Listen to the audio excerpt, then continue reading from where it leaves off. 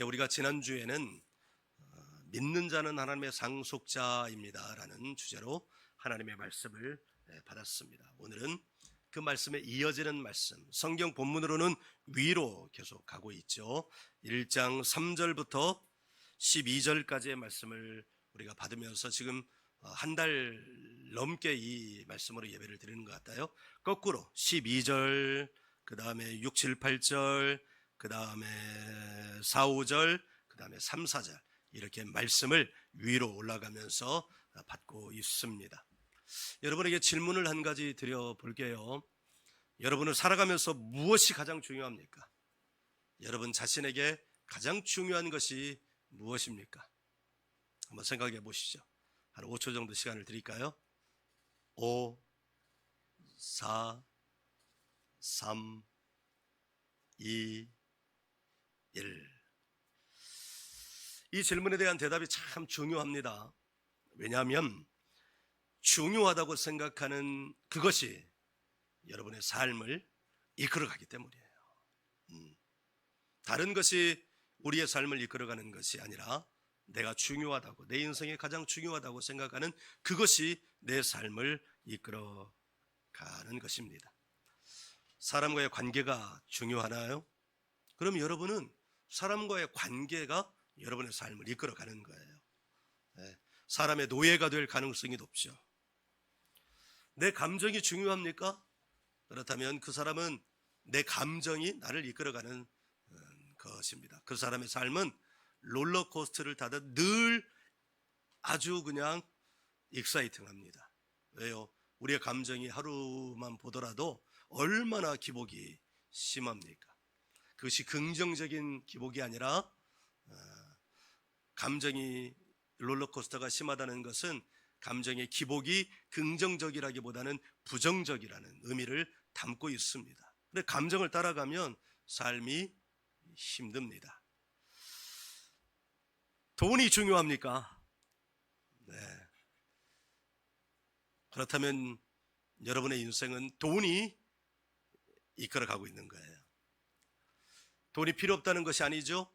우리의 삶에, 내 삶에 나는 돈이 가장 중요해. 그러면 돈이 가지고 있는 속성이 여러분을 이끌어가고 있는 것이지만, 그러나 돈이 중요하다고 해서 내가 돈을 많이 소유할 수 있다는 것과는 전혀 다른 이야기입니다.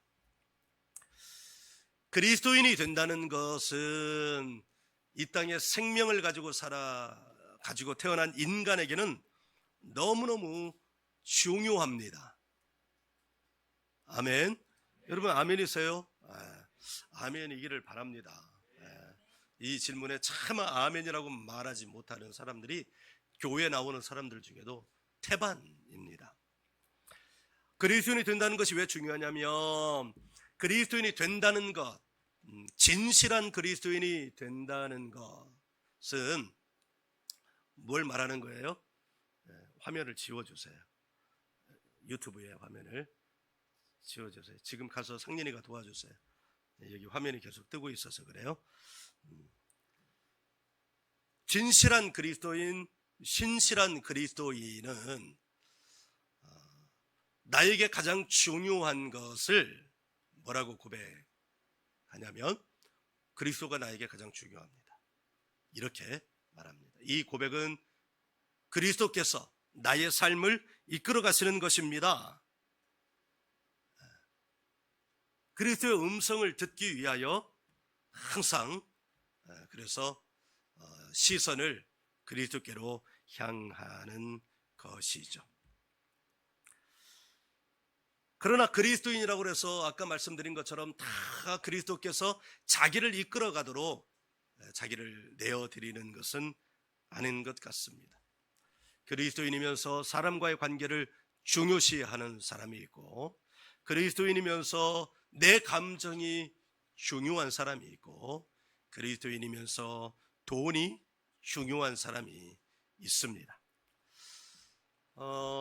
그리스도인의 신분이지만 살아가는 것은 그리스도인답게 살지 않고 사람과의 관계가 중요한 사람처럼 살아가고, 내 감정이 중요한 사람처럼 살아가고, 돈이 중요한 사람처럼 살아가는 거예요. 그러니까 그리스도인인데 사람과의 관계가 나를 이끌어가는 거예요. 사람이 우상인 거죠. 내 감정이 나를 이끌어가는 거예요. 내 감정이 우상이에요.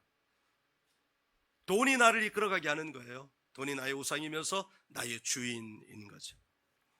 이런 사람을 예수님의 동생이면서 야고보서를 기록했으면서 초대교회의 지도자였던 야고보는 야고보서 1장에서 이렇게 말합니다.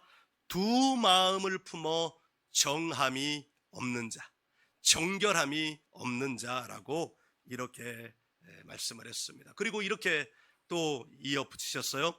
두 마음을 품은 자는 무엇이든지 주께 얻을 생각을 하지 말라. 여러분은 어떻습니까? 그렇다면 그리스도인에게 가장 중요한 것은 뭘까요? 이 질문이 어떤 의미를 담고 있느냐면 무엇이 그리스도인을 삶을 이끌어가게 하는 것인가 라는 질문과 같습니다. 이 질문에 대한 답은 뭘까요? 그 무엇이 그리스도인을 이끌어가게 하는 것일까요? 이 질문에 대한 답은 말씀입니다. 왜냐하면 말씀이 하나님이시라고, 말씀이 예수 그리스도라고 성경은 우리 가운데 애매모호하게 가르쳐 주지 않아요. 분명하게 가르쳐 줘요. 그 말씀이 요한복음 1장 1절이죠. 태초에 말씀이 계시니라 이 말씀이 하나님과 함께 계셨으니 이 말씀이 곧 하나님이시니라. 1장 14절에 이렇게 말씀합니다. 말씀이 육신이 되어 우리 가운데 거하심에 우리가 그를 바라보니 은혜와 진리가 충만하더라. 이 누구를 말씀하는 거예요? 임마누엘 예수 그리스도를 말하는 것이죠. 말씀을 표대로 삼는 거예요. 말씀을 나의 인생의 최고의 가치로 삼는 거예요. 말씀이 나를 이끌어가도록 하는 거예요. 그래서 말씀을 표대로 삼는 사람은 흔들리기가 쉽지 않습니다. 잠깐은 흔들릴 수 있어요. 왜냐하면 우리는 육체를 가진 한계가 분명한 사람들이기 때문입니다. 전혀 흔들리지 않는다? 그 사람은 로봇이거나 그 사람은 예수님이거나 한데 이 땅에 예수님은 없잖아요.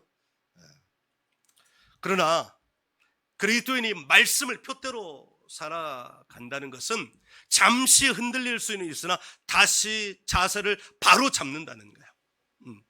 그러니까 그런데 말씀이 표대가 아니라 사람과의 관계, 자기의 감정 혹은 돈이 자기 인생에 가장 중요하고 그것을 표대로 삼는 사람들이 볼 때는 말씀을 표대로 살아가는 사람들은 흔들리지 않는 것처럼 보여요. 왜요? 그 사람들은 역시 똑같이 흔들리지만 잠시 흔들리는 것 같으면서도 말씀에 자기 시선을 다시 고정함으로 말미암아 마치 오뚜기처럼 이렇게 다시 자기의 삶을 바르게 세워갈 수 있기 때문입니다. 그 이유는 뭘까요? 말씀이신 하나님이 결코 흔들리시는 분이 아니기 때문입니다. 말씀이신 예수 그리스도가 결코 흔들리는 분이 아니시기 때문입니다. 여러분, 흔들리는 나무를 붙잡고 있으면 그 사람이 흔들릴까요? 안 흔들릴까요? 당연히 흔들리죠.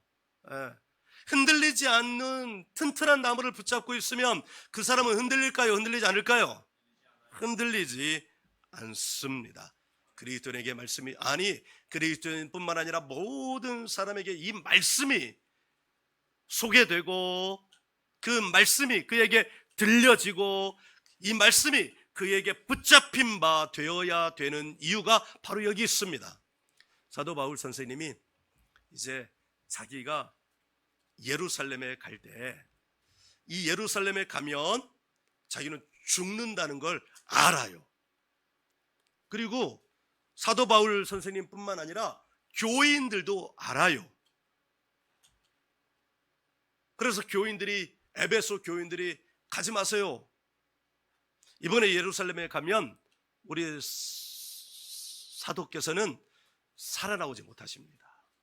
그때 유명한 말씀이 뭐예요? 나의 달려갈 길과 주 예수께 받은 사명 곧 하나님의 은혜의 복음 증거하는 일을 마치려 하면은 나의 생명을 조금 더 귀한 것으로 여기지 아니하노라. 이 한 말씀 던지고요. 그리고 성도들에게 이렇게 말씀을, 내가 여러분들을 주의 은혜의 말씀에 부탁합니다. 그리고 주님께도 기도합니다. 주의 은혜의 말씀에 나의 사랑하는 성도들을, 권속들을, 지체들을 주의 은혜의 말씀에 부탁합니다. 바로 이 말씀, 똑같은 말씀이에요. 제가 여러분을 멀리 떠나서 갈 때 기도하면서 어떻게 할까요? 사모님, 우리 성도들을 사모님께 부탁합니다. 집사님 부탁합니다. 이렇게 인간적으로 하긴 하지만, 그러나 궁극적으로는 누구에게 여러분을 맡기고 가겠어요? 살아계신 우리 주님의 말씀에 여러분을 맡기고 떠나가지 않겠어요? 그리스도인에게 말씀이 가장 중요한 이유는 예수님의 말씀에 있습니다.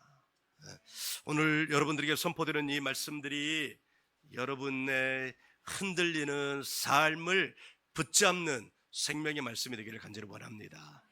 요한복음 6장 63절을 한번 펴보세요.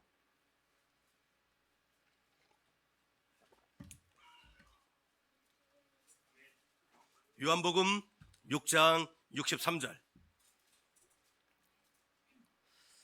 찾았으면 아멘. 우리 한 목소리로 같이 읽습니다. 시작. 살리는 것은 영이니 육은 무익하니라. 내가 너희에게 이른 말은 영이요 생명이라. 아멘. 여러분, 지난주에는 우리 덜 잊은 친구들하고 지난주와 저지난주 2주 동안 인간의 탄생에 대해서 말씀을 들었습니다. 인간은 몇 번 태어날까요? 3번 태어납니다. 엄마의 자궁 안에 수정체가 되면서 그때 한 번 태어나는 거예요. 두 번째 태어나는 것은 엄마의 몸 밖으로, 우리가 보통 태어난다고 말하는 출산, 이게 두 번째 태어나는 겁니다. 이거는 우리가 이 땅에서 육의 눈으로 보아도 부인할 수 없는 사실이잖아요. 그런데 세 번째 태어나는 시간이 있습니다. 그것은 영혼의 시간에서 세 번째 태어납니다. 여러분, 자궁에서 태어날 때 엄마 몸에 있는 난자가 나는 우리 엄마가 사랑하는 남자가 내 아빠가 되고, 아빠의 몸 안에 있는 정자가 엄마의 몸 안으로 들어올 때 그때 나는 그 정자랑 만나가지고 하나의 수정체가 되어서 태어날 거야, 이렇게 생각하는 난자 혹은 정자가 있을까요? 없습니다. 엄마의 몸 안에 있는 난자나 아빠의 몸 안에 있는 정자는 자기들이 가장 사랑하는 사람을 만나게 되고, 가장 하나님께서 지으신 가장 아름다운 성을 통해서 난자와 정자가 만나 수정체가 되고, 그것이 엄마의 자궁 안에 착상이 되어서 거기서 하나의 생명으로 태어난다는 사실을 모릅니다.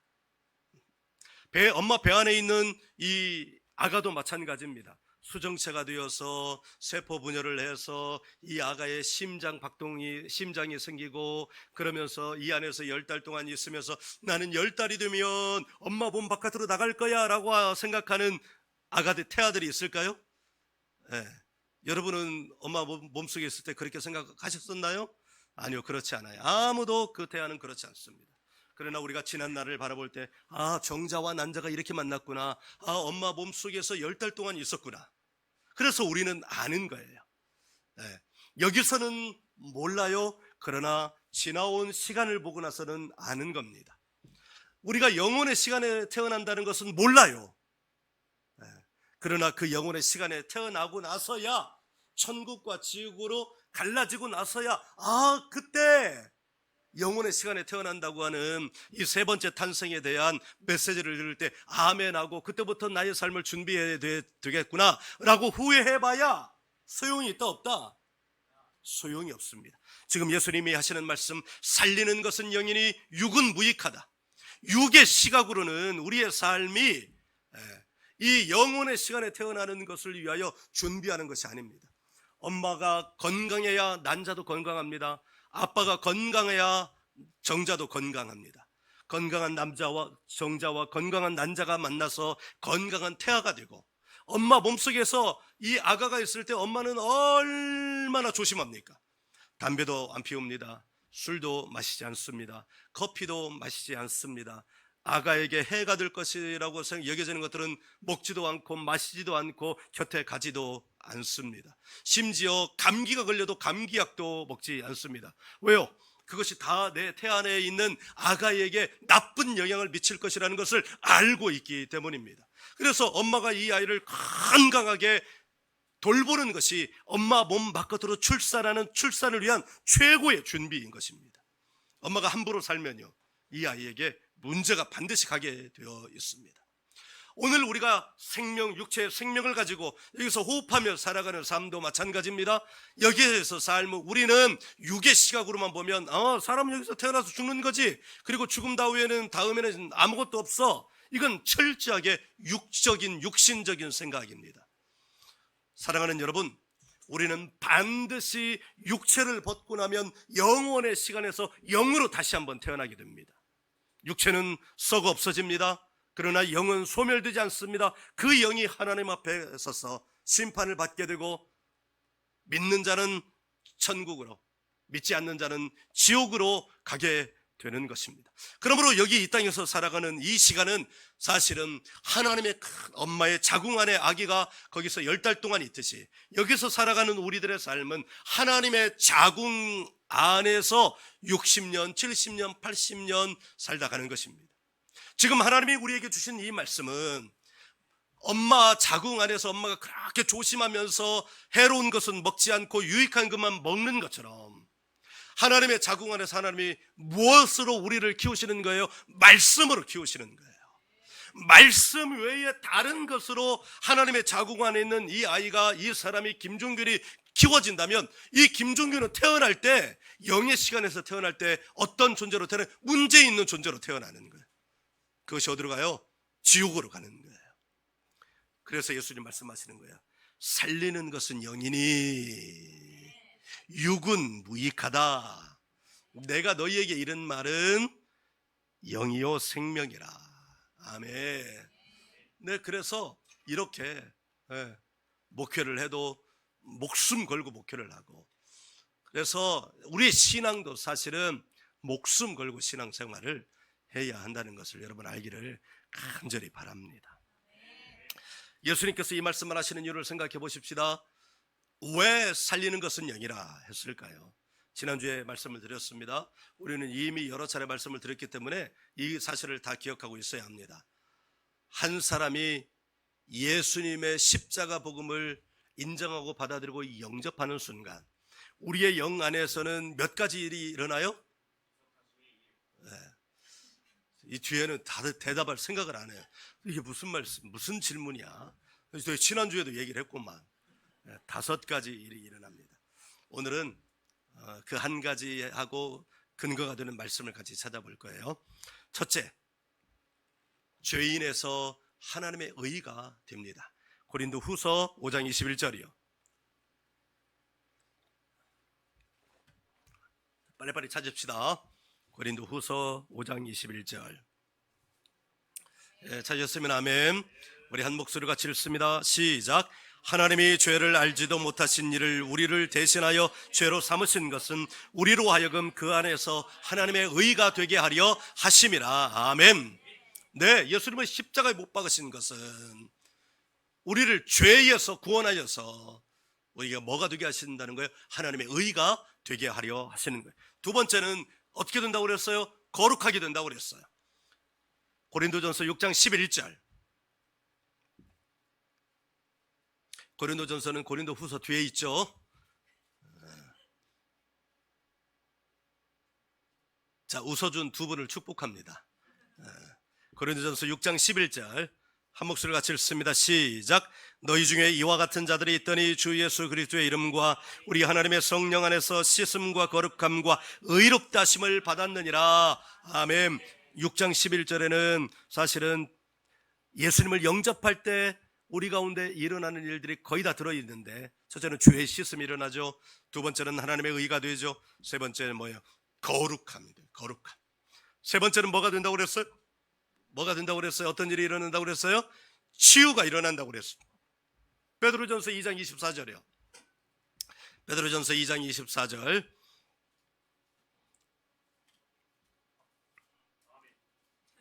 네. 베드로전서 오늘 우리 본문 책이죠. 같이 찾으시면 아멘. 함께 읽습니다. 시작. 친히 나무에 달려 그 몸으로 우리 죄를 담당하셨으니 이는 우리로 죄에 대하여 죽고 의에 대하여 살게 하려 하심이라. 그가 채찍에 맞음으로 너희는 나음을 입었나니. 아멘. 이 말씀에 의하면 우리 가운데 일어나는 질병도 사실은 그 원인이 무엇이라는 거예요? 죄라고 말씀할 수 있다는 거예요. 근데 예수님의 십자가 대속을 인정하고 받아들이고 영접하는 순간 죄에 대하여 우리가 거룩하게 되었으니 하나님의 의가 되었으니 그 다음에 어떤 일이 일어나는 거예요? 우리의 병도 치유, 나음을 입는다는 거예요. 네 번째는 어떤 일이 우리 가운데 일어납니까? 형통이 일어납니다. 갈라디아서 3장 14절이요. 갈라디아서 3장 14절 찾으시면 아멘 해주세요. 네, 우리 같이 읽습니다. 시작.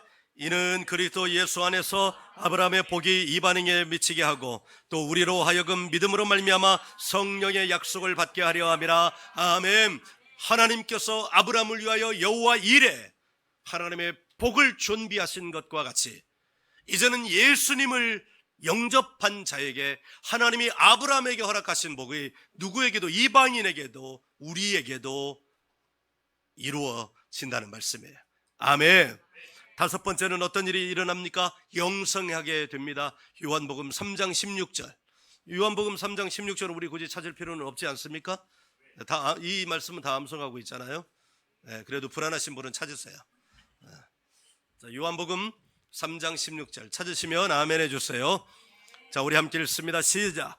하나님이 세상을 이처럼 사랑하사 독생자를 주셨으니 이는 그를 믿는 자마다 멸망하지 않고 영생을 얻게 하려 하심이라. 아멘. 이 영생을 얻게 하려 하심이라가 영원의 시간에 세 번째 태어나는 것을 말하는 거예요. 그러니까 예수님의 십자가 대속은 궁극적인 목적은 뭐예요? 영원의 시간을 위한 것이에요. 그러나 우리가 이 땅에서 살고 있잖아요. 이 땅에서 살고 있는 동안에 우리에게 필요한 것들을 하나님이 이미 어떻게 하셨다? 여호와 이레 하셨다. 근데 이것을 육의 눈으로 보면 보여요? 안 보여요? 육의 눈으로 보면, 이 눈으로 보면 돋보기를 써도 보여요? 안 보여요? 안 보여요. 이것은 반드시 어떤 눈으로만 보아야 돼요? 영의 눈으로만 보아야 돼요. 아멘. 여러분, 그리스도인은 이와 같은 영을 가지고 살아가는 거예요. 하나님의 의의 영, 거룩의 영, 치유의 영, 형통의 영, 영생의 영을 가지고 이 땅에서 살아가는 거예요. 그리고 예수님 말씀하세요. 그 영이 너희를 어떻게 한다? 살린다. 죄를 붙들고는 살 수가 없어요. 하나님이 죄를 감별하는 감별의 기능을, 예수님을 믿나 예수님을 안 믿나 감별하는 감별사를 우리 안에 이미 넣어주셨어요. 그 감별사는 뭘까요? 두 글자인데, 양심. 죄를 짓고도 꺼리끼지 않는 사람은 한 사람도 없습니다. 양심이 무뎌지고 감각이 없고 양심을 팔아버리는 사람들이야 죄를 짓고도 그것을 당연하게 여기지만 반드시 그런 사람들조차도 죄에 관한하는 시간이 흘러가면서 자기의 양심에 거리낌이 생기는 거예요. 이게 죄에 대한 감별의 기능입니다. 아멘. 네. 이 땅에 어떤 사람도 죄와 무관한 사람은 없습니다. 그런데 예수 그리스도를 믿고 영접하고 받아들이고 십자가 대속 죄 씻음을 받고 난 다음 하나님의 의가 되었다는 것은 그 양심을 통하여서도 거리낌이 없을 수 있도록 죄와 완전히 관련을 끊어버리게 한다는 거예요. 아멘. 오늘 말씀 베드로전서 1장 3절 한번 보시죠. 그 끝을 한번 보십시오.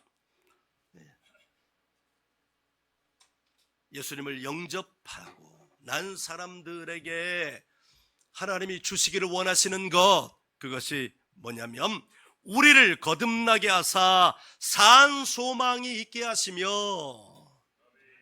아멘. 소망 자체가 좋은 말이잖아요. 그런데 그 앞에 산이라는 말을 붙이셨어요.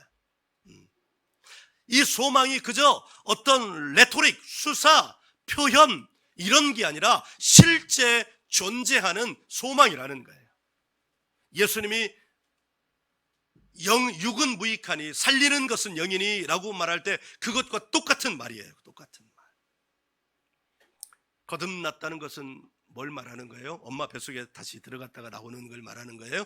아니요, 새로워졌다는 걸 말하는 거예요. 저도 예수님 믿고 예수님이 저를 만나주시고 나서 완전히 새로워졌어요. 완전히 달라졌어요. 제가 하나님이 저를 만나주신 게 27살 때. 물론 저도 어려서부터 엄마 손에 이끌려서 주일학교도 가고 교회도 다녔습니다. 그러나 그것은 나의 믿음이 아닙니다. 내 생명, 나의 믿음, 나의 거듭남으로 다닌 게 아닙니다. 그래서 사람은 반드시 한번 거듭나야 되는데 자기의 믿음으로 거듭나야 되는 거예요. 남편의 믿음, 아내의 믿음 소용없습니다. 남편의 믿음으로 가는 거 아닙니다. 아내의 믿음으로 가는 거 아닙니다. 부모님의 믿음으로 가는 거 아닙니다. 자녀의 믿음으로 가는 거 아닙니다. 나의 믿음으로 가는 거예요. 할렐루야. 거듭났다는 것은 다시 태어났다는 말이에요.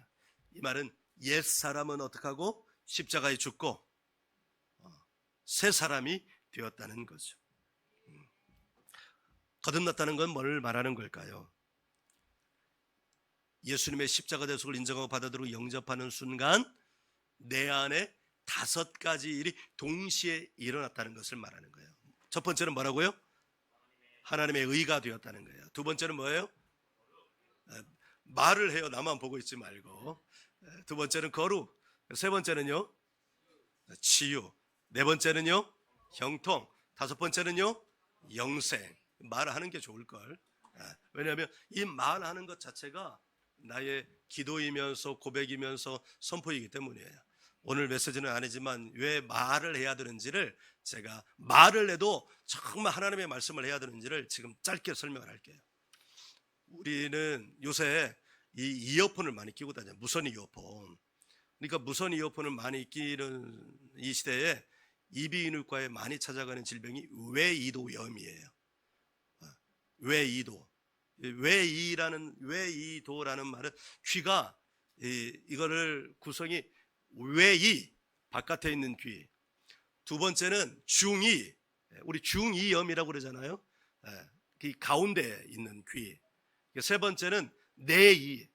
이 외이 중이는 이쪽 바깥에서 이게 가능한 거예요. 보는 게. 그런데 내이는요, 요 안쪽에서 이렇게 연결이 된 거예요. 우리가 말을 할 때 이 바깥으로 이 소리로 이렇게 들리기도 하고요. 또 놀랍게도 이 안쪽으로도 들어가요. 내가 이렇게 말하는 것과 뭔가 녹음기를 통해서 내 목소리를 들을 때 여러분 어색하죠? 달라요. 내가 말할 때 듣는 것은 외이로 듣는 것보다는 내이로 듣습니다. 안쪽 귀로. 이거 소리는 음파거든요. 음파. 그러니까 여기서 소리가 날 때 내 이를 통해서 그 음파를 통해서 이게 변환이 되는 거예요. 변환이. 그래가지고 이 소리가 뇌로 전달이 되는 거예요. 그런데 저기를 통해서 듣는 건 어떤 걸로 듣는 거예요? 외이로 듣는 거예요. 녹음기를 통해서 녹음해놓고 소리가 나면 이 안으로 들어가는 게 아니라 이 안으로 들어가는 거예요. 이 안으로. 그래서 이것이 신경 전달 물질로 바뀌어가지고 어디로 들어가냐면 이 안으로 들어가는 거예요. 뇌로. 그래서 뇌에서 자기가 한 말을 듣고 신경 전달 물질이 뇌로 가가지고 여기에서 이제 몸으로 신경을 통해서 명령을 하는 거예요. 부정적인 말을 하면 안 돼요, 못 해요, 원망의 말을 하면, 불만의 말을 하면, 불평의 말을 하면 여기서 이렇게 들려진 이 말이 어떤 물질로 변하냐면 그 부정적인 물질로 변하는 거예요. 그리고 여기서 뇌로 이렇게 전달이 돼서 부정적인 신경 전달 물질들이 몸으로 쫙 퍼지는 거예요. 나 못 살겠네. 이런 말을 입에 달고 살아보세요. 그 사람은 오래 못 살아요. 어떻게 죽는지는 내가 말 안 할 거예요. 원망의 말을 하면요, 이 몸이 다 그렇게 변하는 거예요. 그렇게. 그래서 하나님이 말씀하시는 거예요. 내가 너의 말한 대로 되게 하리라. 이 말씀은 뭐냐면 하나님의 창조 과학의 원리에 의해서 네가 말하는 것이 하나님이 그래 너 그렇게 말했어 그럼 내가 너 그렇게 할게 이런 뜻이라기보다는 네가 그렇게 너의 이 육체를 그렇게 만들어가면 너는 그렇게 될 수밖에 없어 라고 말하는 거예요. 그러나 항상 말씀을 붙들고 찬양을 하면서 기도를 하면서 하나님의 말씀을 선포하고 살아가는 자들은 여기서 이렇게 이 안으로 소리가 들어가가지고 이것이 음파로 변형을 해서 세포 그 신경 전달 물질을 통해서 이렇게 해서 이렇게 가는 거예요. 이렇게. 할렐루야. 그러니까 말하는 게 좋을걸요. 다시 한번 할게요. 첫 번째, 예수님을 영접하면 첫 번째 일어나는 현상이 뭐예요? 하나님의 의가 돼요. 두 번째는 뭐예요? 거룩하게 돼요. 세 번째는 치유가 일어나요. 세 번째는 형통하게 돼요. 다섯 번째는 어떻게 돼요? 영생하게 되는 것입니다. 그리스도인이 믿음으로 산다는 것은 바로 이 거듭남에 대한 믿음이 있는 거예요. 하나님의 의가 되었다는 것을 내가 믿기 때문에 하나님의 의로운 자로서 살아가는 거예요. 그 사람에게 거룩함이 나타나지 않을 수가 있어요? 말씀을 믿고 치유를 선포하는데 치유가 안 일어날 수 있어요? 그의 삶에 형통이 일어나지 않을 수 없어요. 하나님의 약속인데 그게 일어나지 않을 수가 있어요?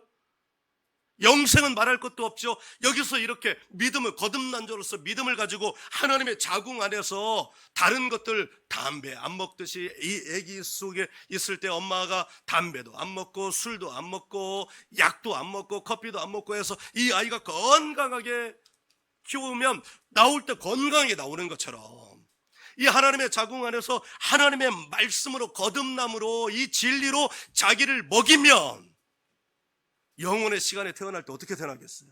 건강한 아이로 태어나지 않겠어요? 그게 천국이에요. 그게 천국. 아멘. 아멘. 이게 베드로 사도는 이렇게 말해요. 우리를 거듭나게 하사 그래서 산소망이 있게. 아멘. 이게 산소망이라는 거예요. 여기서 살리는 것은 여기니 영의 말씀을 잘 먹고 60년이든 70년이든 80년이든 100년이든 그렇게 여기서 아름답게 사는 거예요. 근데 이 아름답게 사는 건 여기서만 끝나지 않는 거예요. 엄마 뱃속에서 엄마가 이 아이를 잘 건강하게 키우고 노래도 나쁜 노래 안 들어. 평생 클래식이라고는 한 번도 안 듣던 사람이 아기를 배우게 되면 그때부터 갑자기 클래식을 막 들으려고 그래. 막 귀가 아파. 한 번도 안 들어봤기 때문에. 그래도 누구 때문에 그 고통을 참는 거예요? 아가 때문에 그 고통을 참는 거예요. 하나님께서 우리 인생들을 위하여 오래 참으사 아멘. 십자가의 독생자를 죽이시기까지 하면서 우리를 오래 참으시는 것은 이 영혼의 시간에 이 아가가 건강하게 태어나게 하기 위함이에요. 베드로 사도는 믿는 자에게 이와 같은 산소망이 있다는 것을 강하게 말씀하고 있는 거예요. 그리고 그 산소망의 내용이 뭐냐? 오늘 말씀의 제목이에요. 뭔가 빠졌구나. 말씀 제목을 읽었어요? 안 읽었어요? 어쩐지 하준이가 계속 말씀을 띄우더라고. 미안해. 나는 하준이가 잘못한 줄 알았더니 내가 잘못했네. 오늘 말씀의 제목을 읽어봅니다. 시작. 썩지 않고 더럽지 않고 쇠하지 아니하는 아멘. 예, 산소망의 내용이 이거예요. 썩지 않아. 예. 썩지 않아. 더럽지도 않아. 쇠하지도 않아요. 이게 산소망의 내용입니다. 다시 요한복음 6장 66절을 함께 읽어봐요.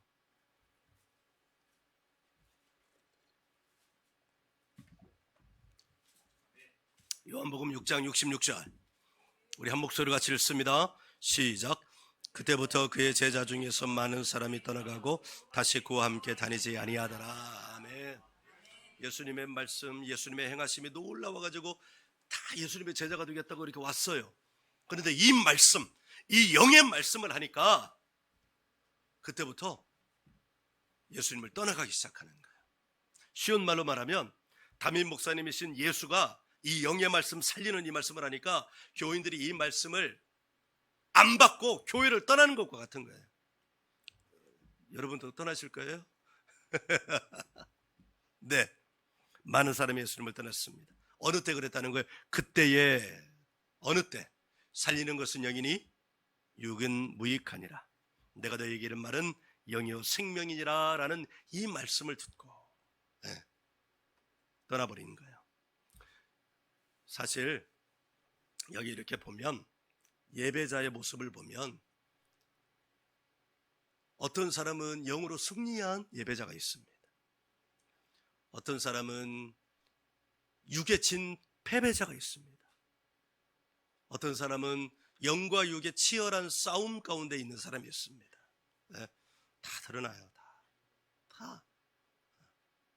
어느 한 사람 다 소중하지 않은 사람 없지만 우리가 이 땅에서 믿음으로 살아간다는 것은 승리자가 되기를 원하기 때문입니다. 우리의 삶에 문제가 생겼을 때 우리는 어떻게 해야 될까요? 여기 보면 6절 보면 이거 몇 주 전에 말씀을 받았죠. 그러므로 너희가 이제 여러 가지 시험으로 말미암아 잠깐 근심하게 되지 않을 수는 없으나 오히려 크게 기뻐하는도다. 7절 너희 믿음의 확실함은 여러분 우리 앞에 근심하게 하는 일이 있을 때 그걸 어떻게 해야 될까요?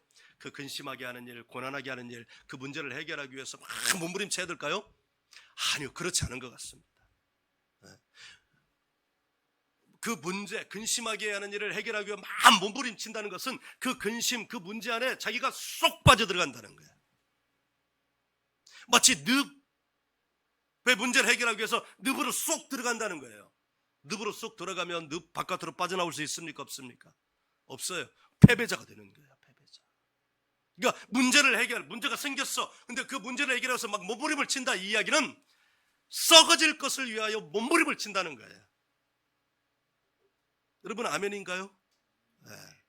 잘 생각하셔요. 잘 묵상하셔요. 그럼 어떡하란 말이에요? 문제가 생기면 어떡하란 말이에요? 말씀하시는 여기 믿음의 확실함 뭐예요? 우리의 시선을 주님께 말씀을 선포하고 말씀을 말하고 말씀을 살아가는 거예요. 왜요? 우리 하나님이 크신 하나님, 문제보다 크신 하나님 이기 때문입니다. 한국 사회가 너무나 세속적이고 암울하죠. 제가 언젠가 다큐멘터리 프로그램을 본 적이 있습니다. 오래되지 않은 거예요. 이거 다큐 같은 거 할 때는 가장 중요한 게 이제 표본 접수를 하는 거잖아요. 가설에 대한 정보를 이론을 세워가기 위해서. 그래서 이제 그 설문을 하죠. 설문의 주제는 이거였어요.